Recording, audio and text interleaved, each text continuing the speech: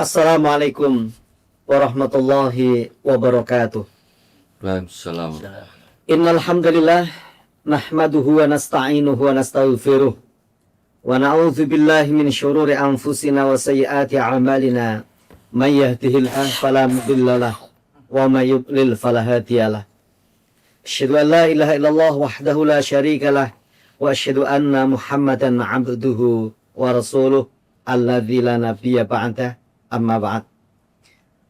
Pemirsa Al-Kalam yang mudah-mudahan dirahmati Allah Subhanahu wa taala. Alhamdulillah berjumpa lagi dengan Majelis Al-Kalam. Ada beberapa pertanyaan yang hadir di redaksi kami. Di antaranya, Assalamualaikum Ustaz. Saya kadang muncul rasa penasaran yang ingin memeriksa ponsel suami tanpa izin. Bagaimana batasan privasi antara suami dan istri menurut tuntunan syariat? Apakah memeriksa ponsel pasangan diperbolehkan demi menjaga ketenangan hati, ataukah hal itu termasuk dalam perbuatan yang hanya mencari-cari kesalahan?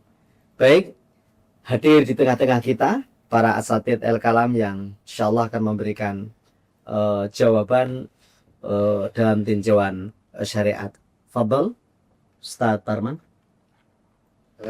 Baik, pemirsa Al-Kalam yang dimuliakan oleh Allah SWT serta kaum muslimin muslimat dimanapun berada,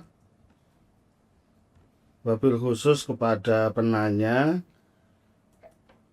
tentang membuka atau menyelidiki HP suami atau pasangan, suami atau istri ya.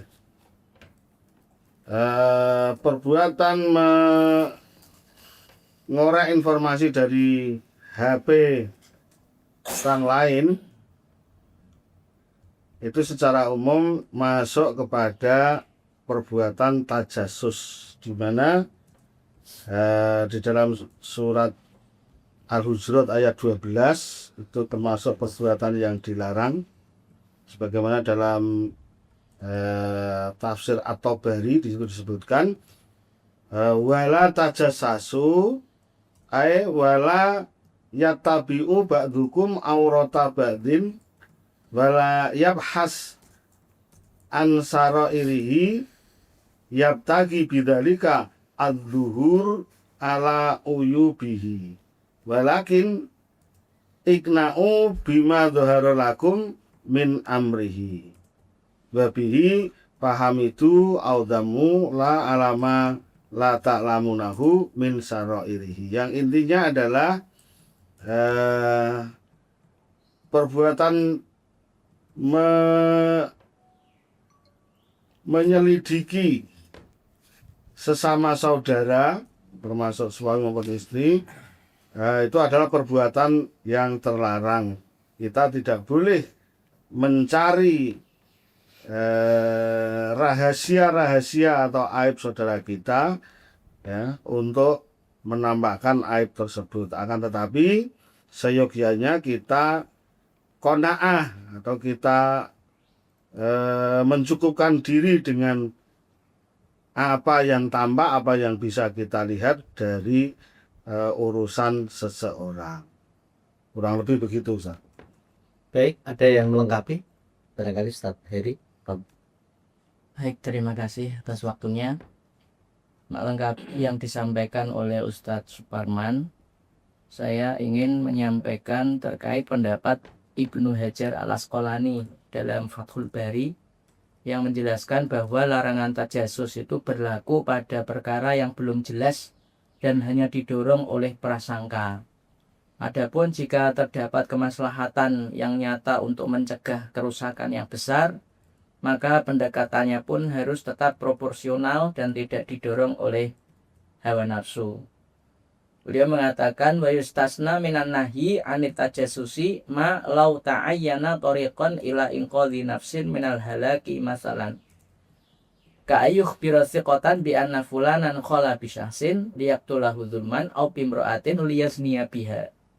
Dan dikecualikan dari larangan tajasus apabila hal itu menjadi satu-satunya jalan untuk menyelamatkan jiwa dari kebinasaan, Misalnya ada orang terpercaya mengabarkan bahwa si fulan sedang berduaan dengan seseorang untuk dibunuh secara zalim, atau berduaan dengan seorang perempuan untuk berzina dengannya. Wa yushra'u fi hadhihi surati tajassus.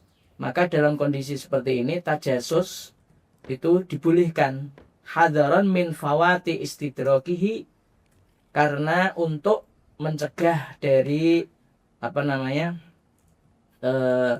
kehati-hatian, sebagai bentuk kehati-hatian dari tidak menangani perkara yang bisa menimbulkan madharat. Naqalahu Nawawi anil ahkami sultaniyati lil Mawardi. Ini juga dinukil oleh Imam Nawawi dari kitab Al-Ahkam As-Sultaniyah karya Al-Mawardi. Wallahu taala alam. Baik, Ya, berarti artinya bisa disimpulkan bahwa seorang istri itu hukum asalnya tidak perlu mengulik isi HP suami berdasarkan keumuman nas baik Quran maupun hadis. Ketika kita tidak banyak tahu tentang isi HP suami, kita lebih tenang. Aslinya seperti itu. Kecuali sebagaimana disampaikan Ustaz Heri, jadi tajasus itu hukumnya aslinya tidak boleh, ya, boleh ketika memang ada satu indikator, ya, mungkin suami menyimpan sesuatu, atau suami ada gelagat tidak baik, atau kita dapat info yang tidak baik, ya, memang menuntut kita untuk melihat. Ini dalam kondisi darurat. Niatnya apa? Untuk mencegah terjadinya keburukan. Bukan untuk memperkeruh keadaan, tapi niatnya adalah untuk mencegah terjadinya keburukan. Walaupun pada posisi ini istri harus siap, betul siap. Siap apa? Siap tidak menghancurkan rumah tangganya. Jangan sampai hanya info yang didapat di HP, terus akhirnya dia memutuskan untuk mengakhiri rumah tangganya. Kalau nggak siap, mending nggak usah.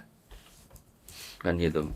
Makanya di sini pengecualian tajasus tadi diperbolehkan tajasus atau mengulik HP suami jika memang di situ ada maslahatnya untuk mencegah terjadinya sebuah kemungkaran misalnya. Kemudian seyogianya seorang suami juga tidak memprivat HP-nya, sehingga dalam rumah tangga ini semutlah, tidak ada yang disembunyikan, tidak ada dusta di antaranya.